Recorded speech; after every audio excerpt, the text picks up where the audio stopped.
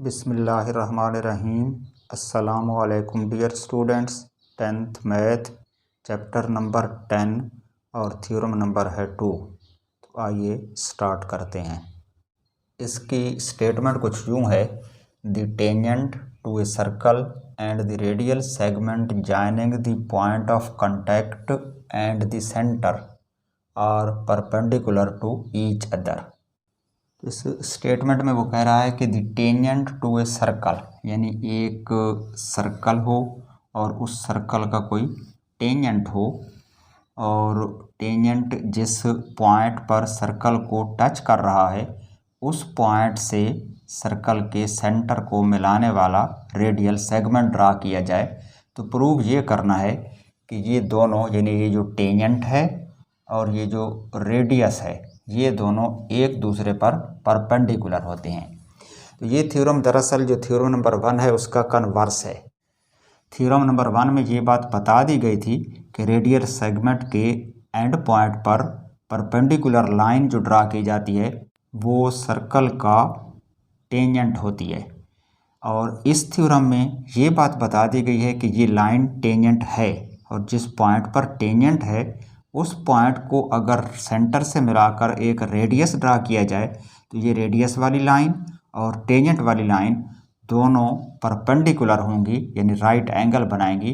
इनका परपेंडिकुलर होना यहाँ पर हमने प्रूव करना है, और इस लाइन का टेंजेंट होना गिवन में लिखना है, यानी ये उसने हमें बता दिया है कि लाइन जो है वो टेंजेंट है।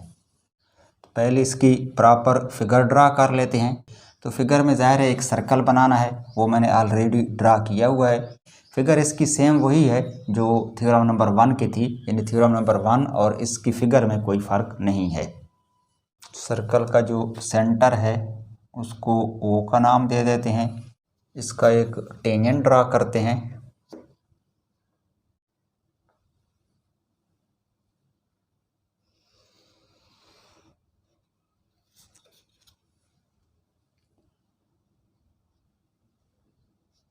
ए और बी ये सर्कल का टेंजेंट हो गया, और जिस पॉइंट पर इसने सर्कल को टच किया है उस पॉइंट का नाम रख देते हैं सी, और इस सी को फिर ओ से मिलाकर रेडियल सेगमेंट ड्रा कर लेते हैं।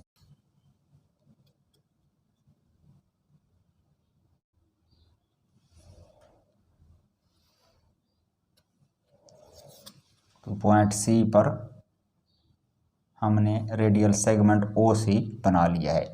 अब प्रूव ये करना है कि ये जो ओ सी रेडियस है और जो ए बी टेंजेंट है ये एक दूसरे पर परपेंडिकुलर हैं, यानी इसमें इन दोनों का परपेंडिकुलर होना हमने साबित करना है।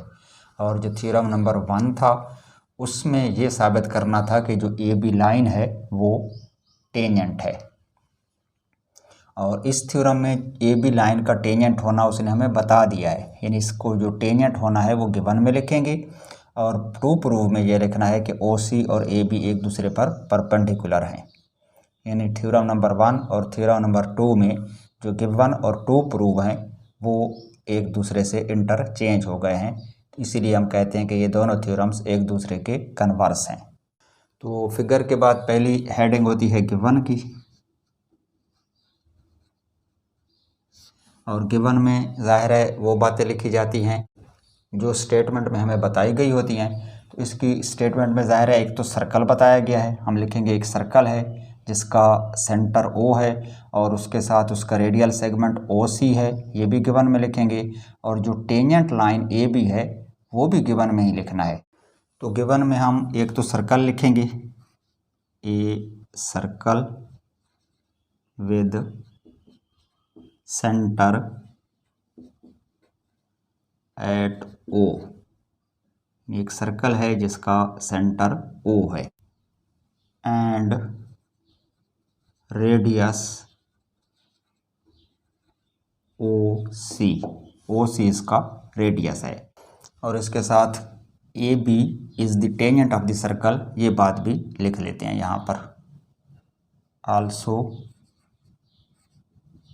ए बी इज द टेंजेंट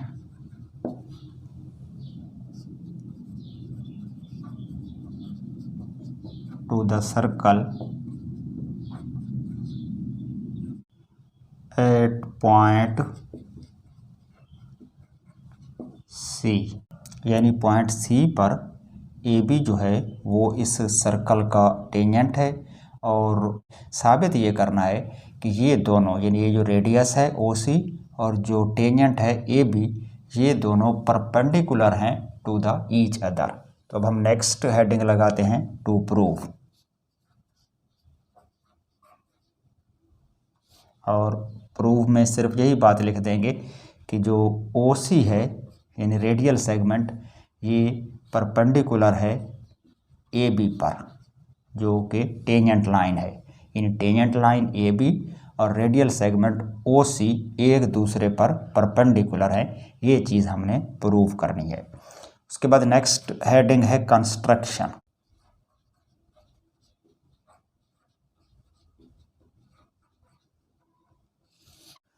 इस थ्योरम में जो कंस्ट्रक्शन है वो सेम वही है जो थ्योरम नंबर 1 में थी। यानी इस थ्योरम में, थ्योरम नंबर 1 की तरह हमने जो इसका टेंजेंट है ए बी, उसके ऊपर कोई सा पॉइंट लेना है। लेट से यहाँ पर मैं पॉइंट ले रहा हूँ और इसका नाम रख देते हैं पी। और ये पॉइंट पी जो है अदर देन सी होना चाहिए, यानी सी पॉइंट के अलावा टेंजेंट लाइन ए बी पर कहीं पर भी आप पॉइंट पी ले सकते हैं और उस पी को फिर पॉइंट ओ से मिला देना है।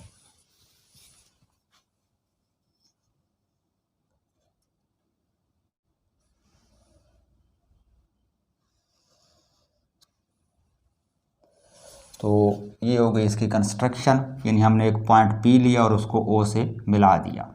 अब ये जो ओ पी लाइन है, इसने सर्कल का जो सरकमफेरेंस है उसको इस पॉइंट पे कट किया है। तो इस पॉइंट को हम डी का नाम दे देते हैं। यानी पॉइंट डी पर ओ पी लाइन ने इंटरसेक्ट किया है सर्कल की बाउंड्री वाल को। तो अगर हम ओ डी तक ही जाएं तो ये सर्कल का एक रेडियस बन जाएगा। यानी ओ से डी तक का जो डिस्टेंस है वो इस सर्कल का रेडियस होगा। तो अब हम कंस्ट्रक्शन की हेडिंग में यही बातें लिख लेते हैं कि टेक एनी पॉइंट पी, और ये जो पी है अदर देन सी है, सी के अलावा लिया है हमने, other than C on A B, जो कि टेंजेंट लाइन है हमारी ए बी, उसके ऊपर हमने पॉइंट पी लिया और वो पॉइंट पी अदर देन सी है। फिर हमने इस पॉइंट पी को ओ से मिला दिया था, तो यही लिख लें join point P to point O. और इस लाइन सेगमेंट ओ पी ने सर्कल को पॉइंट डी पर कट किया है। तो ये बात भी लिख लेते हैं, so that O P meets the circle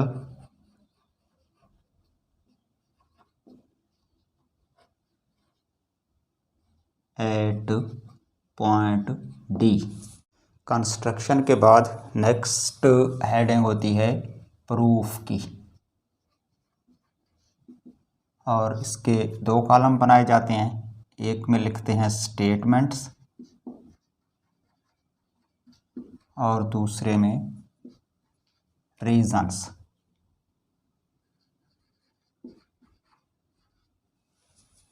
हमने ये चीज़ प्रूव करनी है कि जो ओ सी है वो परपेंडिकुलर है ए बी पर। यानी ये जो ओ सी रेडियस है, ए बी टेंजेंट है, ये दोनों एक दूसरे पर परपेंडिकुलर हैं। यानी पॉइंट सी पर यहाँ पर ये राइट एंगल बन रहा है।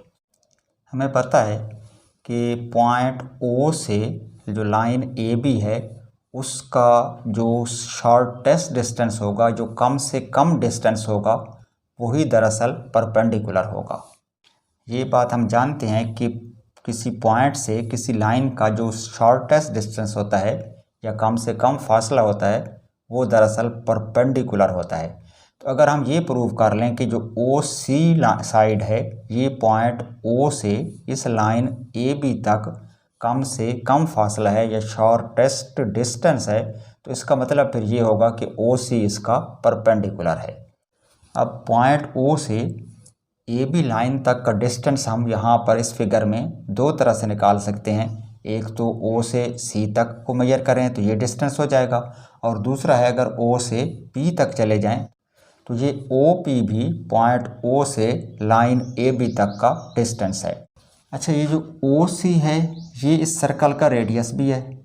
सिमिलरली ओ डी भी सर्कल का रेडियस है, तो फिर ये दोनों आपस में इक्वल होंगे, यानी ओ डी की मेजरमेंट और ओ सी की मेजरमेंट आपस में इक्वल होगी, चूँकि दोनों एक ही सर्कल के रेडियाई हैं। और ओ डी जो है वो इस ओ पी से छोटा है। नज़र आ रहा है कि ओ डी की लाइन की लेंथ यहाँ तक है और ओ पी ये बड़ी लेंथ है, तो ओ पी की निस्बत ओ डी स्मॉलर है। और इसकी रीज़न ये भी हो सकती है कि जो पॉइंट पी है वो सर्कल के बाहर है, और पॉइंट पी सर्कल के बाहर क्यों है? क्योंकि ए बी जो लाइन है वो इस सर्कल का टेंजेंट है। ये उसने गिवन में बताया हुआ है कि A B is the tangent of the circle. और टेंजेंट एक ऐसी लाइन होती है जो सर्कल को सिर्फ एक पॉइंट पे टच करती है, यानी पॉइंट सी पर इसने सर्कल को टच करना है, उसके अलावा इस लाइन के ऊपर जितने भी पॉइंट्स होंगे वो सर्कल के बाहर होंगे। इसलिए पॉइंट पी जो है वो इस सर्कल के बाहर है। तो इसका मतलब ये है कि ओ पी की लेंथ ज़्यादा है और ओ डी की लेंथ कम है, यानी O D is less than O P, और O D is equal to O C. तो इसका फिर मतलब ये हुआ कि जो ओ सी है वो भी ओ पी से कम है, और अगर ओ सी ओ पी से कम है तो इस लाइन ए बी के ऊपर जितने भी पॉइंट्स ड्रा किए जाएंगे पॉइंट सी के अलावा, वो सारे चूँकि सर्कल के बाहर हैं, तो उन सब का जो डिस्टेंस है पॉइंट ओ से वो इस ओ सी की निस्बत ज़्यादा होगा, यानी ओ सी पॉइंट ओ से लाइन ए बी पर ड्रा की जाने वाली तमाम लाइन से या तमाम लाइन सेगमेंट से डिस्टेंस में या मेजरमेंट में कम है। यानी ओ सी जो है वो पॉइंट ओ से लाइन ए बी पर ड्रा की जाने वाली तमाम लाइनों से छोटी है। तो इसका मतलब ये है कि ओ सी ही शॉर्टेस्ट डिस्टेंस है from point O to the line A B, या दूसरे लफ्ज़ों में ओ सी जो है वो फिर ए बी पर परपेंडिकुलर है। तो इतना सा ये थ्योरम है।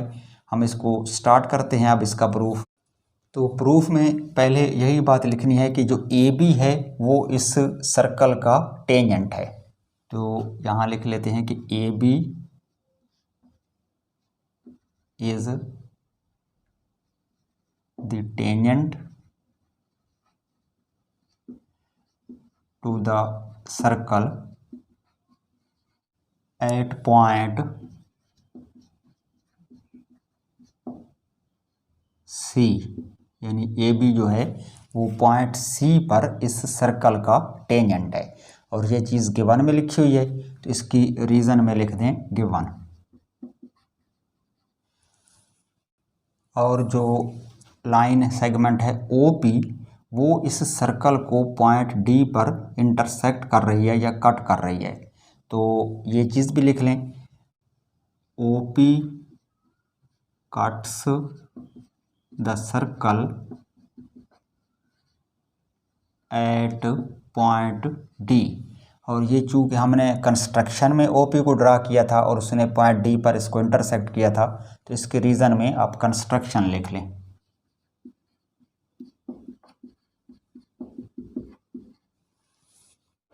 अब फिगर में देखें तो ओ सी सर्कल का रेडियस है, ओ डी भी इसी सर्कल का रेडियस है, तो ओ डी की मेजरमेंट और ओ सी की मेजरमेंट आपस में इक्वल होगी।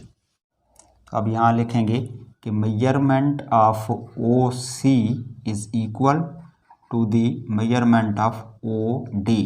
और रीज़न क्या बनेगी? चूँकि ये दोनों रेडियाई हैं सेम सर्कल के, तो रीज़न में लिखेंगे रेडियाई ऑफ दी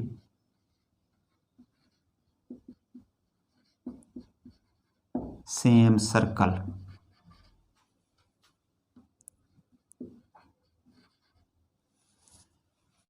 अब ये जो ओ डी लाइन है ये ओ पी से स्मॉलर है, क्योंकि पॉइंट पी सर्कल के बाहर है, तो फिर ओ पी बड़ी लाइन होगी और ओ डी उसकी निस्बत स्मॉलर है, ये छोटी लाइन है। तो अब हम यही लिखते हैं कि जो मेजरमेंट है ओ डी वो लेस देन है मेजरमेंट ओ पी से। और इसकी रीज़न में लिखेंगे कि पॉइंट पी जो है वो सर्कल से बाहर है, तो पॉइंट पी चूँकि आउटसाइड द सर्कल है इसीलिए ओ डी ओ पी से स्मॉलर है।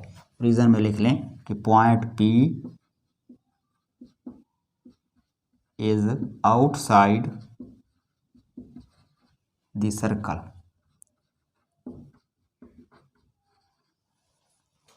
और पॉइंट पी जो है वो सर्कल से बाहर क्यों है, क्योंकि ये लाइन ए बी पर है और लाइन ए बी इस सर्कल का टेंजेंट है और टेंजेंट सिर्फ एक पॉइंट पे सर्कल को टच करता है, तो टेंजेंट पर मौजूद जितने भी बाकी पॉइंट्स होंगे वो सर्कल से बाहर होंगे, इसलिए पॉइंट पी भी सर्कल से बाहर है। और चूंकि पॉइंट पी सर्कल से बाहर है तो फिर ओ पी लेंथ में ओ डी से बड़ी है या O D is less than O P.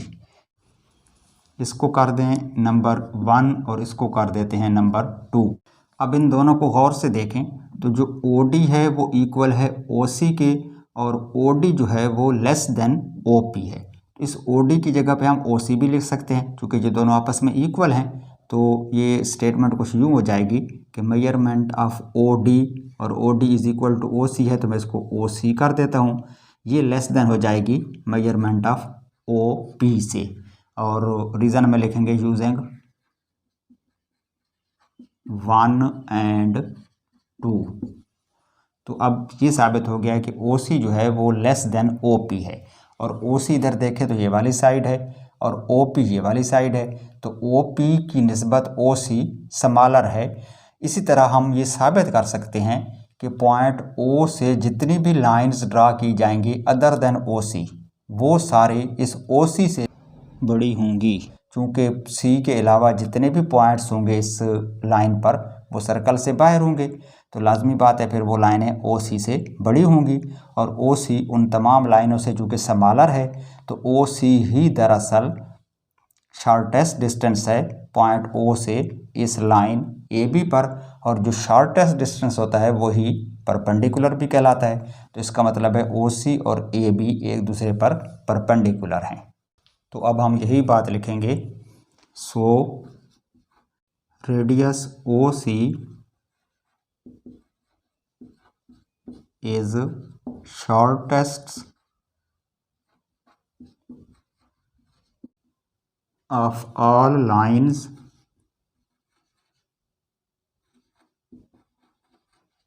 that can be drawn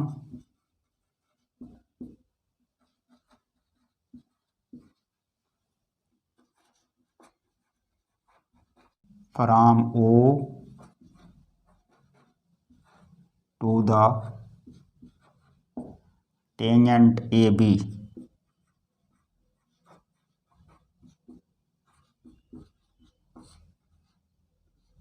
यानी O से टेंजेंट AB तक ड्रा की जाने वाली तमाम लाइनों में से जो OC है वो सबसे शॉर्टेस्ट है, और चूँकि ये शॉर्टेस्ट है इसलिए ये परपेंडिकुलर भी है AB पर। Hence OC is perpendicular over AB। और यही चीज़ हमने प्रूव करना थी कि OC और AB दोनों एक दूसरे पर परपेंडिकुलर हैं, यानी AB लाइन और जो रेडियल सेगमेंट है OC ये परपेंडिकुलर हैं टू द ईच अदर। तो वहाँ तक हम पहुँच चुके हैं, तो यहाँ पर अब हमारा ये थ्योरम कंप्लीट हुआ। तो ये तो था हमारा आज का थ्योरम। आज हमने चैप्टर नंबर 10 का दूसरा थ्योरम कंप्लीट कर लिया है। इंशाल्लाह नेक्स्ट टाइम एक और थ्योरम के साथ हाजिर होंगे, तो तब तक के लिए इजाज़त दीजिए। खुदा हाफिज़।